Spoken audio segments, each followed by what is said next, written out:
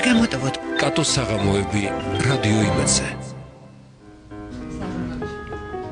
საღამომშვიდობის რადიო იმედის ეთერში გადაცემა კატოს საღამოების ეთერის სტუდიაში მუშაობთ მე კატო ხმის რეჟისორი ნინა შალამბერძე და რადგან პარასკევია დღეს არის კატოს ლიტერატურული საღამოები მიშა მიმინაშვილთან ერთად და დღეს ჩვენ დავისაუბროთ ერთი კარგი წიგნის შესახებ, რომლის ჩაწერასაც მიშა აპირებს. ამ წიგნის ღირსებების შესახებ შეიძლება ძალიან დიდხანს იდაო და ამ წიგნის ამ თვითონ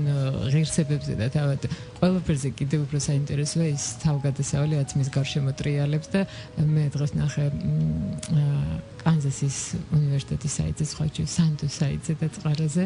ძალიან ბევრი ინფორმაცია ამ წიგნის შესახებ და გარდა ამისა ეწერა რომ ეს არის წმინდა ევრაზიული წიგნი მართლაც თუ კი გავითვალისწინებთ იმას რომ აქ არის იმდენი ადამიანია ჩართული ამ წიგნში არის ჩართული წარმოშობით აზერბაიჯანელი მწერალი, ებრაელი მწერალი წარმოშობით, ასევე არის ჩართული გერმანელი ბარონესა და ასევე არის ჩართული ერთი ქართველი მწერალი, ჩვენთვის ყოველთვის კარგად ცნობილი გრიგოლ რობაქიძე. და ამ ყველაფრიდან გამომდინარე, ამ ერთმანეთიდან გადაჯაჭვიდან გამომდინარე, ეს არის მართლაც წმინდა ევრაზიული წიგნიო და დანარჩენს მის შეუკეთ. არ მესიამოვნებთ გისმენდი პირველ რიგში საღამოშვიდობისა კატო, ნინა საღამოშვიდობისა პროფესორ რადიოსმენელებო. პარასკევია და დაპირების სამებრო ჩვენ ბუგბოგჯის მაინც შევეხები, იმიტომ რომ ჩვენ მეწილად რაღაც ტექნიკური პრობლემები მოგვარდა, ეგრეთ წოდებულ სერვერში ადგილი მოინახა და ციგნების ბოდიში ამ ტერმინისთვის შეყრა იწყება და ანუ ჩვენ მომავალი კვირიდან აი ეს ტერმინი რა მერცდი შენ თვითონ აწუხებ განსვენებელი ზეგმონს შესაძლოა. რა ვიცი, შენს გადაცემაში ყოველთვის წუხდება ხოლმე ჩემგან განსვენებული ზიგმუნდი. მე მესიზმრება ხოლმე და მე მადრობეთ საფლავში დამისვენებ. ეს კაცი პარასკევს აღარ მოიყვანა. ხوار გეუბნება. მოკლედ იმის თქმა მინდა რომ ახლა ალისა საოცრებად აქ ქვეყანაში კიდევ ერთხელ მინდა გავმეორდე და შენი აზრი შენ ვიცი რომ ამას სიზიარე პარაჩეულებრივი თარგმანი იყო, იმიტომ რომ ლუის ქეროლის თარგმნა არ არის მარტივი და ამაზე თალკეცი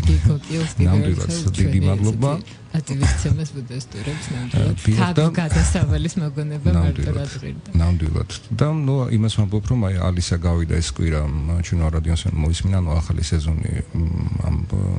პროექტი როგორც ხედავთ გრძელდება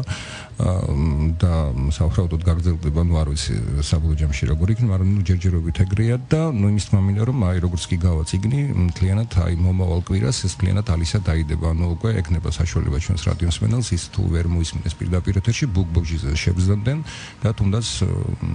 ალი და ნინო რომელიც დღეიდან დაიწყება, იმიტომ რომ დღეს ჩვენ საუბრობთ მართლაც საინტერესო ახლა ლიტერატურულ ღირებულებაზე. როგორც იქნა გაიმართა, რასაც თქვენამდე ხანია ითხოვთ. ხო, რაღაცნაირად, კი, რაღაცნაირად ტექნიკურად გაიმართა და ეხლა არის უბრალოდ რაღაც ეს რუტინული რაღაც სამუშაო, ეს გადაიყვანო რაღაც გარკვეულ ფორმატში, შეიყვანო შიგნით, შეაბრძანა. უფრო ლამაზად ჟღერს ხომ? და ანუ საშუალება ექნება ჩვენს რადიოს მენელს ის რაც გადის პირდაპირ ეთერში უკვე მოისმინოს ბუგბოგჯიზე. დღეს ჩვენ საუბრობთ მართლა ძალიან უცნაურ წიგნზე, რომლის ლიტერატურულ ღირებულებაზე ალბათ მე არ ვისაუბრებ და ეს გემოვნების მომენტია, რა თქმა უნდა, მაგრამ ეს როგორც ამბობენ, მასობრივი ბესტსელერი შეიძლება ვიხმაროთ, ხო, ამ წიგნზე, იმიტომ რომ მასებში აი განსხვავებული კატეგორიის ადამიანებში, განსხვავებული სქესის, თუნდაც რელიგიური მწამსის ეს წიგნი და სხვადასხვა ეროვნების და სხვადასხვა ქვეყნის სხვადასხვა იმიტომ რომ რამდენიმე თითქმის ყველა ენაზეა თარგმნილი და 100 ჯერ არის გამოცემული და 37 წელს გამოიცა ეს წიგნი გერმანიაში, ხო, გერმანულ ენაზე, რამდენადაც მე ვიცი მახსოვს და იმას ვამბობ რომ თავიდანვე იყო ძალიან პოპულარული, შემდეგ რაღაცნაირად დაიმალა ეს ყველაფერი, თუმცა ალბათ ეს იმიტომ ხდებოდა რომ თვითონ ამ პიროვნების ირგვლივ არის ძალიან ბევრი შეიძლება ეს მისტიფიკაცია, თვითონ რაღაცა ძალიან ბევრი ბოლომდე გაუხსნელი და ამოუცნობია. X-კოში გადავიჭრე მაგრამ ეს გრიგოლ რობაქიძე ხო, აი მე რა თქმა უნდა მე კი არ ვიცი, აი გვაქვს ახლა არიან ლიტერატურაცნობნები და იყო ამაზე დავა 2006 წელს ძალიან ხშირად იყო ამაზე კამათი, ჟურნალებში ბეჭდავდნენ და ეკამათებოდნენ, ბევრი ციტატაც იყო მოყვანილი, დაუშვათ იგივე გველის იბატონა ხო, მაგრამ არ ემთხვევა ეს ციტატები. ხო, არ ემთხვევა, რა თქმა უნდა, ეხლა მანერა შეიძლება მანერა ნებისმიერი ეპოქის, ერთი ეპოქის მწერლების ნაწარმოებები რო შეადარო და იგივე დრო, იმიტომ რომ ნუ ყურბან საიდი, ვინც არ უნდა იყოს, ის პირველ რიგში იმას ვიტყვი, რომ ყურბან საიდი, ვინც არ უნდა იყოს, ანუ იქნება ეს ბატონი ნასემბაუმი, იქნება ეს მეორე აზერბაიჯანელი მწერალი, რომ სხვადასხვა აზერბაიჯანელები თვითონ თვლიან, რომ ეს არ არის ნასემბაუმის არამედ ეს აზერბაიჯანელი მწერალია. სხვა, ნუ ზოგი თვლის, რომ ეს თვითონ გრიგოლ რობაქიძემ დაწერა, ზოგი თვლის, რომ საერთოდ ბარონესამ დაწერა და ზოგი საერთოდ თვლის, რომ ყურბან საიდი საერთოდ იყო ესეთი პიროვნება. მოკლედ, ამაზე ჩვენ არ დავთ, მაგრამ იცი მე როგორც ნახე, ეს ამ დღიურებში უწერი ამ აზერბაიჯანელ მწერალს უკეთრად გვარი. აი ხო მე შემძანე და მისი დღიურების და მიხედვით ეს გინდება, რომ მართლაც ქონდა მას ეს ჩანაფიქრი და მე რატოღაც ამ სტატიას თუ დავეყრდნობით ისე პოდიშიკატო იუსუფ ვეზიროვი. ხო, აი ამ სტატიას თუ დავეყრდნობით, უფრო გამოდის, რომ იუსუფ ვეზიროვის ქონდა ეს ჩანახატი მონახაზი მან ეს გააკეთა, მე ალბათ გააშალაშინა სავარაუდოდ ლევნასიმბაუმმა და მე ეს რომ ვინმესთვის ებრაული წარმოშობის ადამიანს, რომელიც საშიში აეროვნება იყო იმ პერიოდისათვის, რომ ვინმე გერმანელისთვის ეთხოვა, ვითომდე შენი დაწერილია ეს არის. თუმცა საინტერესო მომენტი ის არის, რომ ებრაული წარმომავლობის რომელსაც მუსულმანობა მიიღო და ანუ ესეთი ხო ძალიან საინტერესო ადამიანია და სხვადასხვა ტომ რეისი არის ესეთი ჟურნალისტი, რომლის წყალობითაც გახდა, ანუ ახალი სიცოცხლე მიეცა ამ წიგნს, ამ მის წყალობით გახდა ეს ბესტსელერი, იმიტომ რომ სხვადასხვა მან გამოუშვა წიგნი ინგლისურად, აი შენ კარგად წაიკითხო. აი აქ ნახე რომ ინგლისურად მე შეიძლება ვეწავიკითხო. არ ორიენტალისტი, რომელმაც ორიენტალისტის გადაწყვიტა ეს იდუმალება უცნაური და სახიფათო ცხოვრებისა. ხო, მადლობთ. შენერად გამოგდეს. და ისე რა ქვია, რისი თქმა მინდა რომ აი ამ ადამიანს ხაშურის ეს წიგნი გამოვიდა თუ არა აი ამ ესე ვქონდა სხვა წიგნები სისხლიდან ავტობი ხო, თუმცა ამაზეც დაობენ რომ საერთოდ აი აზერბაიჯანელთა უმრავლესობა მეცნიერებისა და ლიტერატურმცოდნების ესენი ამბობენ რომ ეს იუსუფოვი ვეზიროვის დაწერილია და ეს ადამიანი ვისაც ამას მიაწერენ იყო რაღაც ავანტიურისტი, თუმცა ნამდვილად ავანტიურისტი იყო კარგი გაგებით, იმიტომ რომ ავანტიურისტი თუ არ ხარ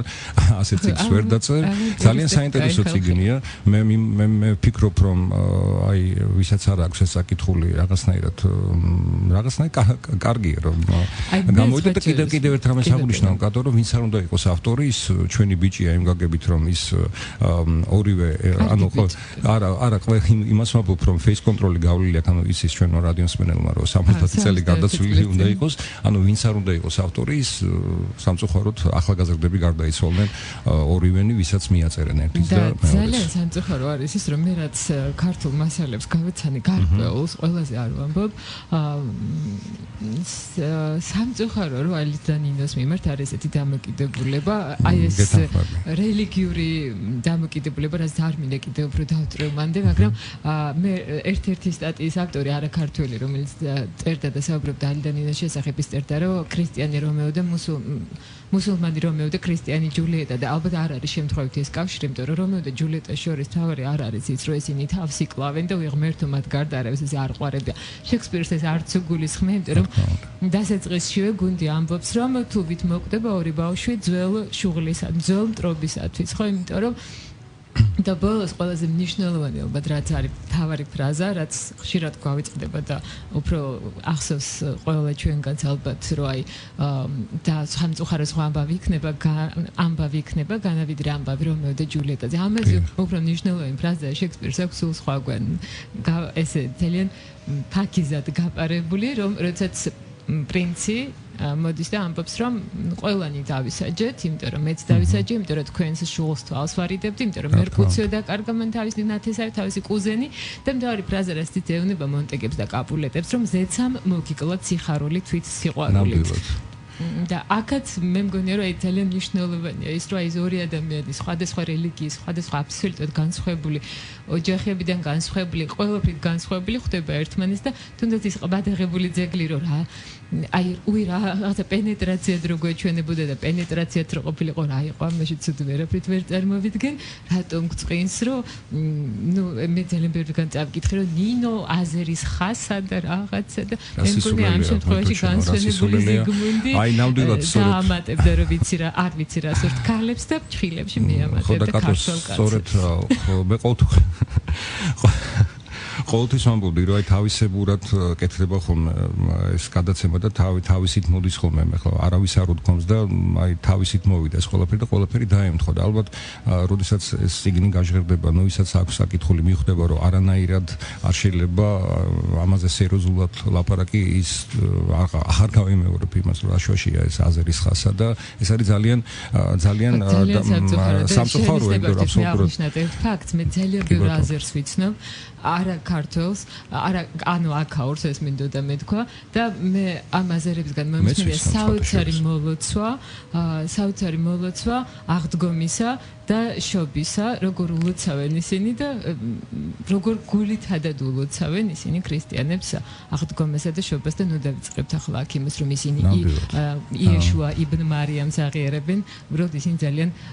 პატივს ცემენ ასევე სხვების და სხვა ჯერ არა მხოლოდ ებრაელებს არა მხოლოდ აზერებისგან ისე რა კი ებრაელიც არის აქ ჩართული, ასევე სწორედ ებრაელისგან მომისმენია როგორ ულოცავს ეს გულითადად ქრისტიანს აღდგომას, თავისთავად ცხადა ის არ ამბობს ქრისტე აღსდგას, იმიტომ რომ ეს ეწინააღმდეგება მის რელიგიას, მაგრამ ის გულითადად ულოცავს და ასევე ალბათ რომ მიულოცოთ ხანუკაც თუ კი არ მიგილოცებთ და ყავთ ებრაელი მეგობრები ძალიან კარგ იზამთით. აი ამ წიგნის საკითხვისა თუნდაც მოსმენის შემდეგ ეს ადამიანები ვინც ასე ამბობს, რა თქმა უნდა თავისას შეიცვლიან, იმიტომ რომ მიხვდებიან რომ აქ აბსოლუტურად სხვა თემა ის ურთიერთობა როგორ ძალიან ავიღარ, მაგრამ ეს რელიგიური პორჭყნა ხოლმე მაღლოცებს როგორც ეს მესმის ნამდვილად ხო და საქმეც იმაშია სტალინის დროს თუ არ იყო მოსაწონი აგრესიული თეიზმი აი მე ერთხელ გამეორდები და ვიტყვი რომ ფაქტობრივად 2001 წელს დაიწყო ამ წიგნის ხელმეორე აღზევება, მით უმეტეს ალბათ ეს გეოპოლიტიკური და პოლიტიკური მომენტებიც ალბათ გარკვეულწილად ამანაც ითამაშა როლი, იმიტომ გახდა, თუმცა რა თქმა უნდა ძალიან ლამაზი წიგნია, ძალიან ლამაზი ურთიერთობა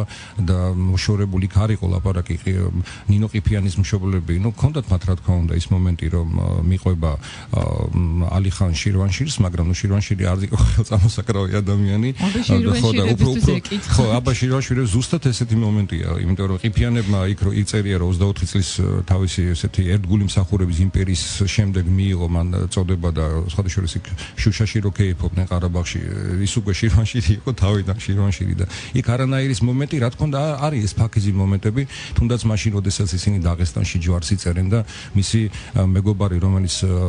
უფრო ფუნდამენტული ისლამისკენ იხრება, თუმცა ესე ძალიან საინტერესო პერსონაჟია მისი მეგობარი, რომელიც ეუბნება მოკლათო და საოცრად აი ბაქოზე და იმიტომ უბრუნდები ტომ რეისი, იმიტომ რომ აი ტომ რეისის დამსახურება ის რომ მან ტომ რეისის დამსახურება ის რომ ფაქტობრივად მან ახალი სიცოცხლე მოიპოვა, იმიტომ რომ ის ციგნი რომელიც მან მიუძღვნა აი ამ ლევ ნასენბაუმს და სხვადასხვა ეს ამ პიროვნებაზეც ალბათ ჩვენ გვექნება დრო რომ თუ ეს ის არის, იმიტომ რომ მან ის ადასტურებს რომ ეს არის, იმიტომ რომ მან ჩაატარა კვლევა, იმიტომ რომ ბურუსით არის ყველაფერი მოცული, მაგრამ მან მოიძიera რებიც კი მოიძია მიმოწერა იტალიელი მეგობარი ყავდა სხვადასხვა ამ ადამიანს, რომელიც თუ არ ვცდები 60 წლით უფროსი იყო მაზე, ის 80 წლის იყო და ის 40 წლისაც არ იყო ჯერ, მაგრამ არ გაგიქიმოს ეს აბსოლუტურად სხვა ადამიანების გახსნილობას აკეთებს და ყველაზე საინტერესო თემა ის არის თუ რატომ მოხდა ტომ რეისი ზოგადად მას საერთოდ არ აინტერესებდა ეს თემა, ის ჩავიდა ბაქოში, იმიტომ რომ ნავთობის რაღაცა მომენტი უნდა აღეწერა თავისი ჟურნალისტვის ტაიმსში მუშაობდა და როდესაც ჩავიდა ბაქოში დაინტერესდა, იმიტომ რომ ნახა ის იმიტომ რომ ყოველთვის რჩება ხოლმე რაღაცა და ბაქოს ყოველთვის უწოდებდნენ კავკასიის პარიზი, ეხლა თბილისი რო ატმოშენების ქალაქია და თბილისზეც რა თქმა უნდა და თბილისი არაჩვეულებრივი ითვლებოდა და ეხლაც ითვლება ტოლერანტობის სადაც უნდა გქონოდა სახლი თუ კი შეძლებული კაცი იყო რა თქმა უნდა და თან მით უმეტეს თუ ის აზერისთვის ითვლებოდა ეს რომ აქაც რა თქმა უნდა და ეს ყველაფერი ჩანს იმდენად კავშირშია ეს თბილისი ბაქო ყარაბაღი ეს ყველაფერი იმდენად კავშირშია ერთმანეთთან და ისე ჩვეულებრივად დადიან თბილისში ჩვეულებრივად დადიან ბაქოში სახლი აქვს თბილისში ყიდულობენ ისა და ერთმანეთის დღესასწაულებზე ჩადიან ერთად სადღაც სინაგოგა მეჩეთი და ეკლესია და მე ნერვიულდები და ბაქო ეხლა ნამდვილად მე ჩემთვის მაგალითად აი ეხლა კიდევ ერთხელ ხო ხდებია როცა წერწიგს ერთხელ კითხულობ მეორეჯერ აშიფრავ და მე კიდევ ის მუსიკას ადებ და ეს ხო და თან საინტერესო თუ ანუ მოდი ვილაპარაკოთ ამ ბატონ ლევზე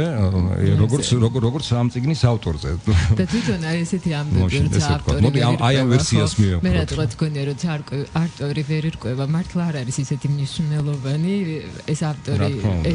ესა და ეს პეტრე იყო თუ არა და უფრო საინტერესო ამბავი იქნება როცა არის ვინ არის ავტორი უფრო მეტი თავგადასავალი და უფრო ახალი და ახალი ფოტოშორის ალბათ გარკვეულწილად პოპულარობა ამანაც ნუ ზოგადად როდესაც მისტიფიცირება ხდება გინდა ავტორისა სხვები ძალიან ხშირად ამას შეგნებულად აკეთებენ და ხელოვნურად იმისთვის რომ პოპულარობა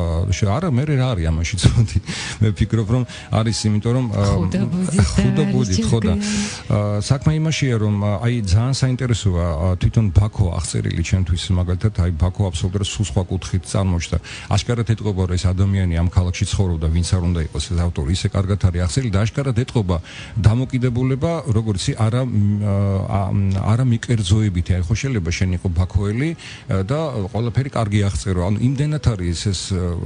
ადამიანურად აღწერილი რომ თითქოს აი ტურისტი ჩავიდა იმას არა კარგადაა გაგებული მთელი ნიუანსები აბსოლუტურად ის ტურისტი არ არის და მოგზაურია და ხო აი ნუ ყველა ზოგადად ადამიანი მთელი ცხოვრება უნდა იყოს მოგზაური ყოველთვის უნდა რაღაცა სწავლობდეს და იმიტომ რომ სხვანაირად მიკერძოებით ჩვენ ვერასოდეს ვერ დაინახავ მე ვფიქრობ და ეს წიგნი მართლა ისეთი ძალიან საინტერესო წიგნია ნუ რა თქმა უნდა იქ არის ფრაზი ის რო თქვა ძალიან ღირებულია ლიტერატურული და ისეთი პასაჟებია რომელიც არსად არ არის და რაღაცა მაგრამ ძალიან გემრიელი ისეთი ძალიან აი კარგ ჩაის რო დალევ რაღაც ბაქოზე ელაპარაკი ხო აი ბაქოს ჩაის რო მე თავის ნუგბართან ერთად რომ მიირთმე და ერთ ნარგილესაც რო ჩაუშვებ ფილტვებში ნუ ეს რა თქმა უნდა აქ ექსეთი ძალიან კარგი ფრაზა რომ ეს აღმოსავლური ანდაზე გამახსენდა მამაჩემის ნასწავლია რომ სანამ ალახს მიანდობდე აკლემს მანამდე ბაგაზე კარგად მიაბიო კი ძალიან მართალი ხარ კი და სხვადასხვა ძალიან ბევრი ფრაზებია ძალიან ბევრი თვითონ აი ეს მუსტაფა მისი მეგობარი რომელიც ძალიან რელიგიურია ისიც კი იმდენად ღრმა რაღაცებს და ძალიან ღრმა დიალოგებიც არის რატომაც არა კი და ზუსტად შენ რო თქვი გადაცემის დასაწყისში რომ ევრაზიის მომენტი ისე კარგად თან ძალიან საინტერესოა როდესაც შენ ხედავ სამყაროს ხვისი თვალით ანუ სამყაროს მუსლიმის თვალით თუნდაც ხო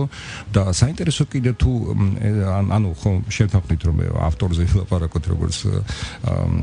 კიდევ სხვა სახელი ქონდა როგორც მას სხვათა შორის რამდენიმე სახელი ქონდა ალბათ იმიტომაც არის ეს ბრუთით SIB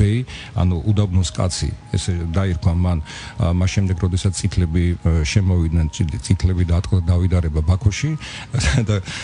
გადავიდა საცხოვრებლად ნასიმბაუმების სახშიც გამაგრდნენ ახარეს ეს ამბები კი და ნუ ანუ საინტერესოა რომ ადამიანმა რომელიც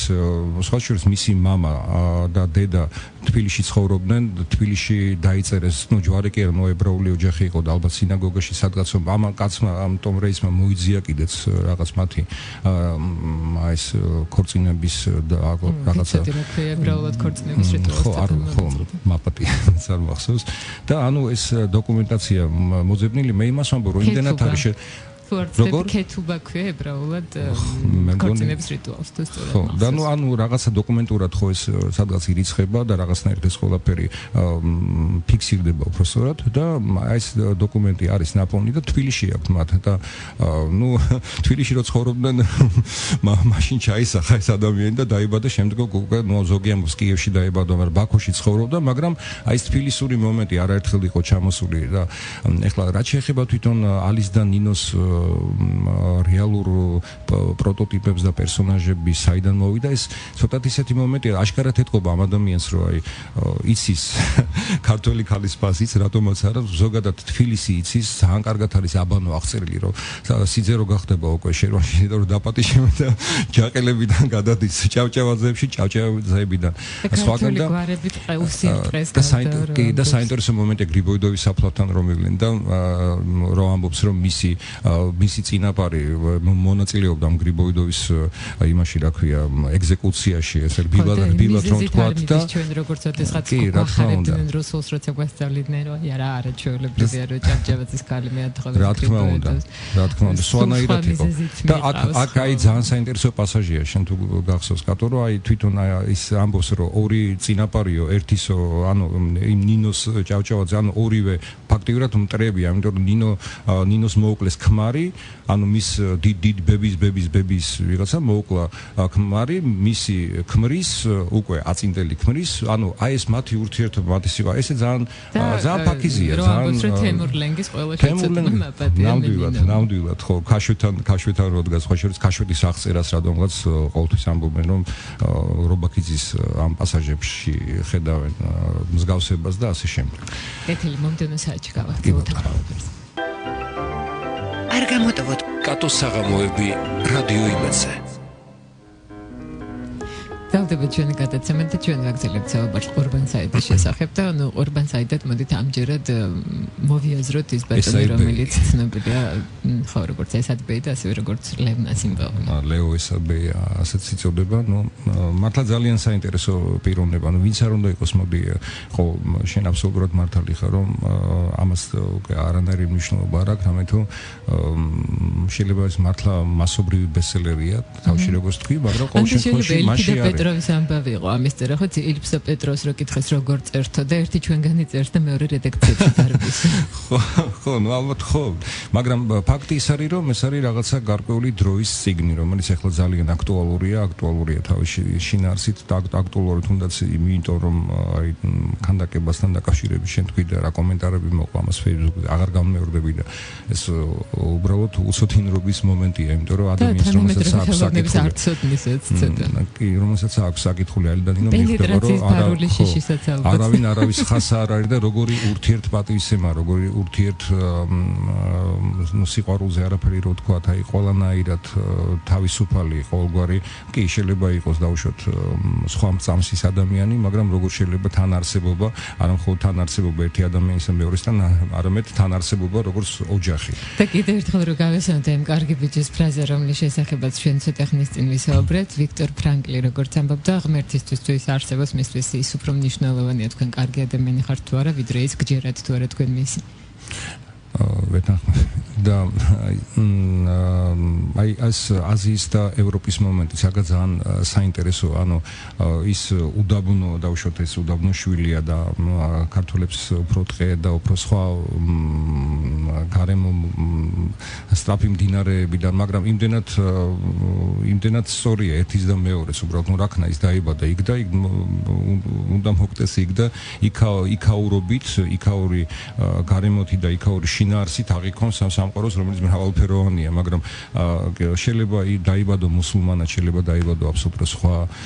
სამყაროში შეიძლება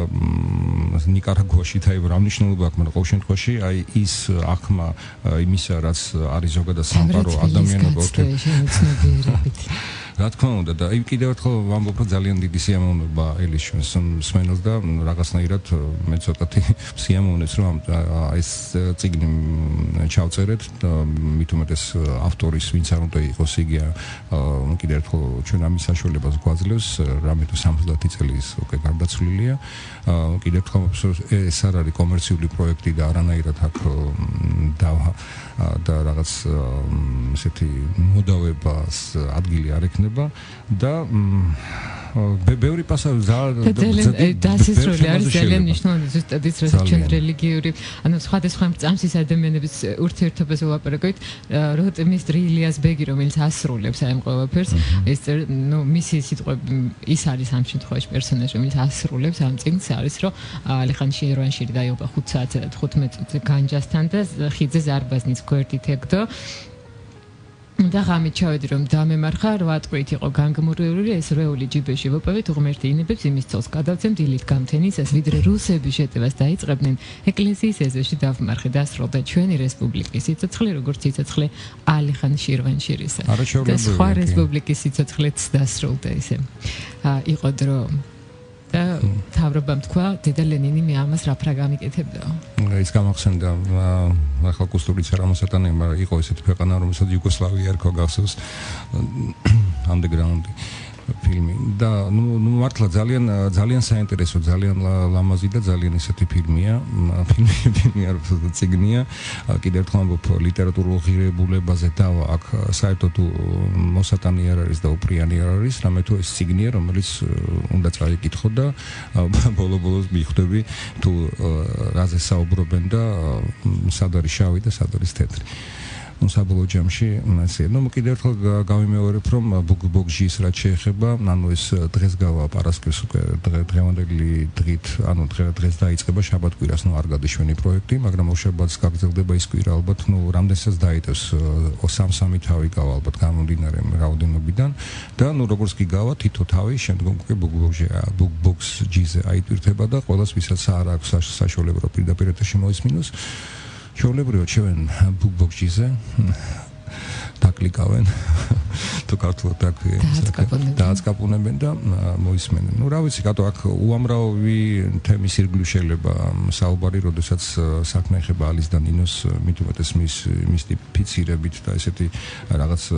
საიდუმლო აურით მოსულ პიროვნებას და ესეც საინტერესო მომენტია, სხვადასხვა Tom Race-ის წიგნი ალბათ მე არ ვიცი თარგმნილია თუ არა ის, მაგრამ აუცილებლად საინტერესოა და მე არ მაქვს საკითხული, მაგრამ ურჩევ ჩვენს მსმენელს ვისაც ეს არაერთხელ არ წაკითხული ეს ალი და ნინო და მოსონს ეს ავტორი და ეს რომანი, რომ აი ძალიან კარგად არის ახსნილი თვითონ მთელი სიტუაცია.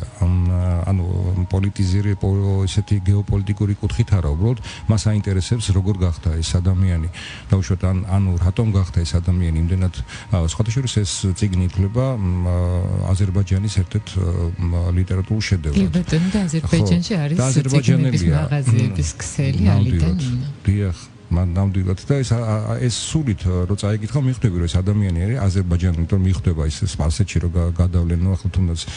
გასაგებია რომ ავტორის პოზიცია იკვეთება მთავარ გზაში გარკვეულწილად და გასაგებია რომ ავტორს ყავდა ვიღაცა შეყვარებული, მაგრამ როგორც ამბობენ მას მართლა ყავდა ვიღაცა რუსი, მასაც ჰქონდა რაღაც გარკვეული კავშირი თბილისთან, თუმცა ის არ იყო ნინო ყიფიანი, მაგრამ თუმცა ამაზეც ბევრს წერენ, რომ რეალურად არსებობენ და ხო იცი რაღაც 1000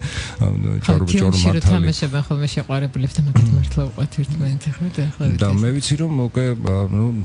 თურქეთში მე ფიქრობ მე ესეთი ინფორმაცია რომ გადაიღეს უკვე ფილმი, მაგრამ ჰოლივუდშიც აპირებენ მის ამ რემეიკის გაკეთებას და ნუ ალბათ ბაქოში მე ჩვენ ქართველებმა არ მივაწყოთ დემონსტრაცია რომ ქართველი ხალი ხოდა ნუ საოცარი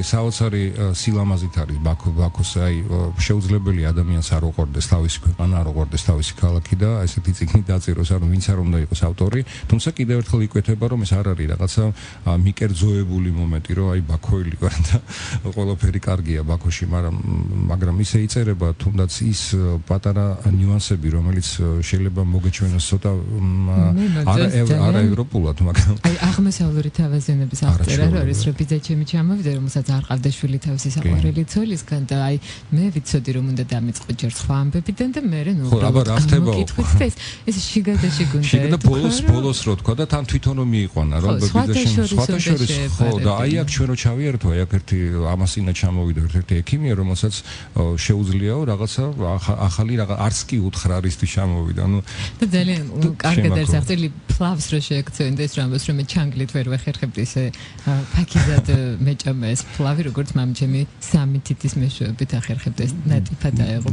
და დანჩანგლის ხმარება ყველა შეუძლიაო და 3 თითით ჭამა მე უკვე ამ ხელა კაცი ნუ რამდენი წლის იყო 25-ის ხო თვითონ ის პერსონაჟი თუ რამდენის ალიხანი ხო და მე ამ ხელა ვარ უკვე და მეც კი ვერ ვიცალი, იმიტომ რომ ის გიმნაზიაში დადიოდა ბატონო ევროპულ გიმნაზიაში და საოცარია ეს რომ თვითონ აი ფაქს მე დავაკვირდი რომ ეს ნინო სადასწავლობს ხო ქალთა გიმნაზია არსებობს ბაქოში, წარმოიდგინე მუსულმანურ ქვეყანაში, სადაც ქალებისადმი დამოკიდებულება და მაგრამ ეს ყველაფერი ერთად არის, ხო? ესეც არის დაუშვათ, ეს ბიძამისი, რომელიც სპარსეთში მოდის და თავისი ხარამხანა და საჭურისები ყავს სახში და რაღაც ეს აბსოლუტურად სპარსეთი და აზერბაიჯანი როგორი განსხვავება ბაქოსა და იქ როდესაც ჩადიან თეირანში, მისთვისაც კი რომელიც თავისი სულით ხვდება რომ ის უფრო აზიელია და რაღაც შინაგანად ეწინააღმდეგება ევროპის შემოსვლას, იმიტომ რომ ფიქრობს რომ ამით ეს აზიური სული დაიკარგება და როდესაც მისი ბიძაშვილი ეუბნება რომ დარჩი აქ, იმიტომ რომ ჩვენ უნდა გზატკეცილები გავმართოთ, შემოვიყვანოთ მანქანები რომ ჯარი ყავდეს. სპარსეთის მომენტი ძალიან კარგად არის, ახლა სპარსელები ერთადერთ რაღაცაში ჩქარობენო, ჭამაში ჩქარობენო, რომ ბევრი ისე რა ქვია, ეს თვითონ კერძების მირთმევის რიტუალი, ანუ ყველაფერი ქართველების კეიფი რა კარგად არის აღწერილი მაშინ და შუშაში რო არის ყარაბაღში, არაჩვეულებრივად თვითონ აბანოს მომენტ ყველაფერი. ასევე ერთი სტატია, სადაც განაწყენებული და გაცეცხლებული წერდა ავტორი, რომ ნინო ძალიან ეძალება ღვინოს ალი და ნინოში და ნუ ეს ქალი უნდა მივიჩნიოთ ჩვენ ქართველი ქალის ესეთ ხატებად და არავის არ აქვს იმის საერთოდ როგორ შეიძლება რომ რომელიმე პერსონაჟი მივიჩნიოთ ამ თუ იმ ერის სახებად და ხატებად და ასევე საქმეს ჩავხედავი ხალხი, რომლებიც მხოლოდ ასოებს ცნობენ და ასეთი სტატიებით წამიკითხავს, ოღონდ ძალიან დიდი ხნის წინა ცხოვრებაში, რომ აკავდა თითქოს და ოთარანთ ქრივში ილიამ ჩაკლა ყველანაირი ქართული საწყისი, ამ დროს ერთი ჩემი კარგი პროფესორი როგორც იტყოდა, ეს იყო აბსოლუტურად სხვა რამ წარმოაჩინა ოთარანთ ქრივში ილიამ 25 დეკემბერს ტყუილად არ იბადება და ტყუილად არ ხდება გარდაცვალება გიორგისა და მამა ტყუილად არ არის რომ არ ჩანს და ოთარანთ ქრივი აქ არის წმინდა ტრიადის სული წმინდად არის წარმოდგენილი. გარკვეულწილად შეიძლება ასეც იყოს და ყველა რომ ოთარანთ ქრის გვარი კი არა აქვს და ოთარანთ ქვირი ოთარაშვილი რო არის ეს ხო ცხადია ხო პრინციპში. ანუ ყველა ანუ სახელი არა აქვს, იმიტომ რომ ეს არ არის კონკრეტიზირებული მართალი ხარ. Ну, კიდევ ერთხელ ვიტყვი, რომ შეიძლება ლიტერატურული ღირებულების თვალსაზრისით ის სიგნი, რომლის მოსმენა ჩვენი მსმენელი დღეიდან დაიწყებს, რაღაცნაირად შეიძლება, ну, ამაზე არანაირად არ ვიდავ, იმიტომ რომ მართლა ეს არის სიგნი, რომელიც უნდა წაიკითხო, რომელიც უნდა მოისმინო და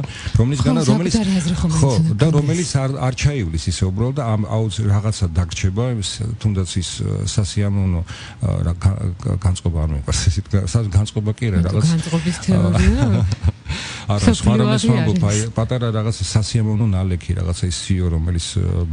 ბაქოს ის კასპიის ზღვიდან მოდის, ის რაღაცა ის ყარაბაღის რაღაცა თემები. ძალიან შეყვარებული ცოლქმრული წყვილი, არც თუ ესეთი 20 წლისანი, არამედ ესეთი დიდი ხნის შეყვარებული ცოლქმრული წყვილი, როდესაც ამ ბატონმა წაიკითხა ალი და ნინო, მე ის ხალისით თავის ცოლს ნინოს ეძახდა.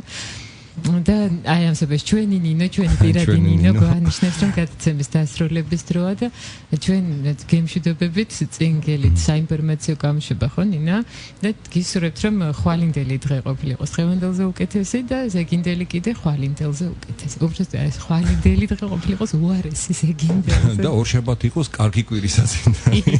და გავაგზავნოთ ახლა დილამდე ნინო გაგვაგდებს საკი. დიდი მადლობა კიდევ ერთხელ კატოსტუმრობისთვის, დიდი მადლობა თქვენ ყურადღებისთვის და გემშვიდობებით და უსმინეთ რადიო იმედს. ნახვამდის. არ გამოტოვოთ კატოს საღამოები რადიო იმედზე.